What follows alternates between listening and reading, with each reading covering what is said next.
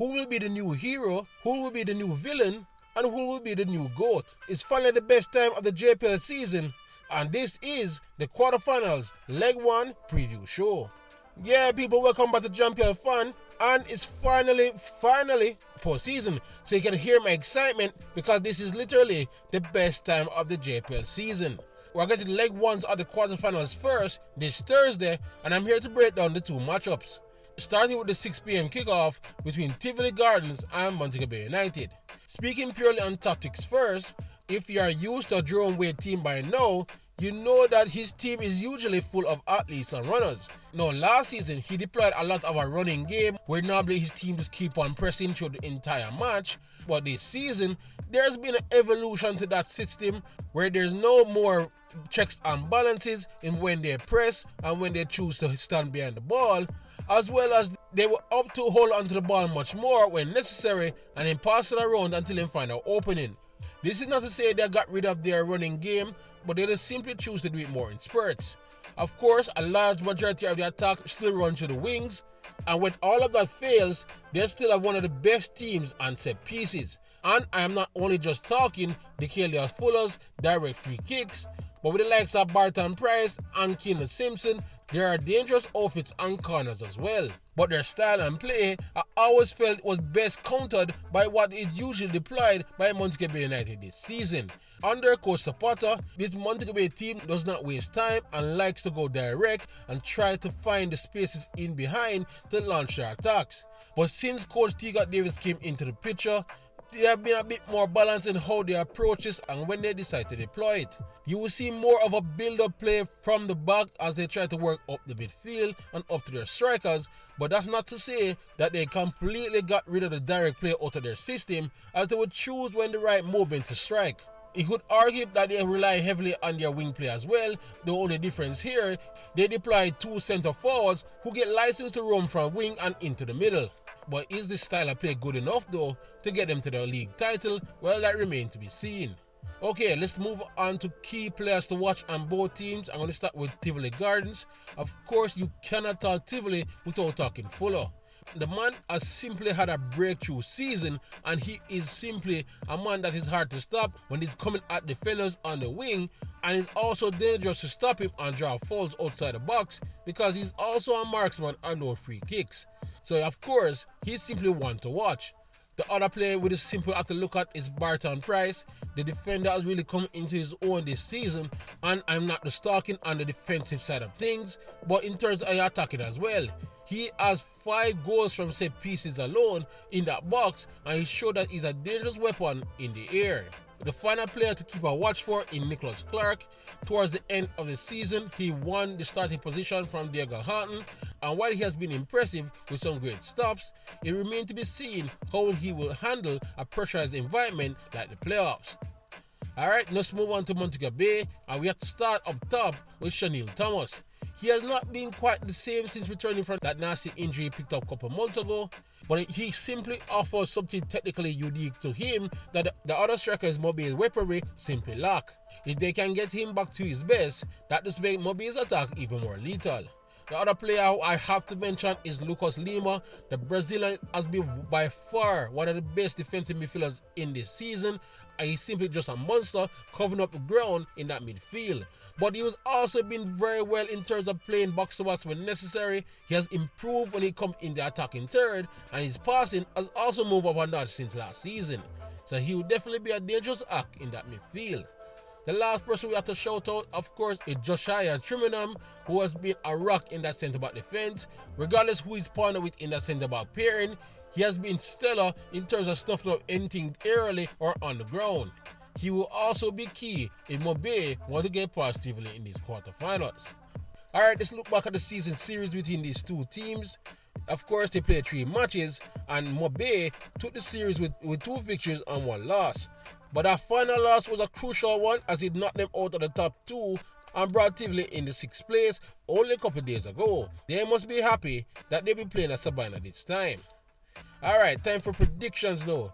I forgot to mention that Tivoli now possess the ability to turn the game very ugly if necessary. I expect a very cagey affair in this one, so don't be surprised if the game finishes again, Tivoli won and Montego Bay won. Alright, we now move on to the night's other quarter-final, and of course that is Portmore United taking on Cavalier. So the defending champs normally come alive at this time of the season, and I'm quite sure a lot of their fans will be hoping they do so, since they felt that they just simply ghost through most of the season stuck in first gear. I've said it so many times, but I feel it for opposing coaches, because it's very difficult to come up with a plan to counter how Cavalier wants to play, because it all depends on how Rudolph's speed feels like on the day itself. They've traditionally been using a 4-3-3 majority of this season, but he could easily just flip the script and run to a 3-5-2 out of nowhere. And in terms of the style of play, they have been trying to be more possession based as of late, especially towards the end of the season, as they will have their centre backs very high and try to control the ball and suffocate you in your own box until they find that elusive breakthrough. But I also feel like Cavalier is at their best when they play what I call chaos football, which is what we saw a lot of towards the end of last season when they won the JPL title. What I mean by this is that normally they will have King, the simply look long, and just trying to pinpoint an area in the opposing final third when they have more of their players outnumbering their opponents in that particular area. Which means that they will look for the knockdowns on the second ball and then start the attack from there much closer to your goal. It was really effective in the last couple of seasons. As for Portmore, well, they more traditionally like to play in a 3-5-2, or if you really want to be very specific, a 3-4-1-1. And I feel that is to give license to their number 10, Irumura Guthrie, to have him close to goal as much as possible and to have him have much influence on the game as much as possible. Also, that formation sometimes unlocks the best out of Tyreek Jimenez down the right, and Rudolph Austin especially does love his power forwards, so expect to see the likes of Jeremy Lynch and Ted Bryan to stretch the field as much as possible and cause chaos in the opponent's penalty box. But even with the extra width that's provided by their wingbacks out wide, Portmore is not typically a crossing heavy team, as they will look to try to work their way from the wings and into the box for a goal scoring opportunity. Alright, now we look at the key players to watch, starting with Cavalier of course. Let's look at Vino Bartlett. The St. Lucia has been having a bit disappointing season. It's been a lot of up and down with far too many mistakes that we are used to seeing. If he gets back to his best, that Cavalier defense immediately gets twice as better. Now the other player to look out for is Dwayne Allen. That man is the engine in Cavalier midfield, and he has become basically irreplaceable this season. If he's called upon to sit right before the back line and stay there, he will do it, but I feel he's at his best when he's playing a roaming 8 role and going box to box, as he offers plenty in the attack as well. Look out for him to have influence. Now, in terms of Cavalier's attack, we could mention the 20-goal scorer in terms of Calvin, but I feel we must highlight Dwayne Busy Atkinson. He's widely considered the best player in this league, or perhaps even in the Caribbean, but it all depends on how much of his raw potential we will get to see in the playoff. Plus, if Cavalier won't get past a special defense, they will need a special player.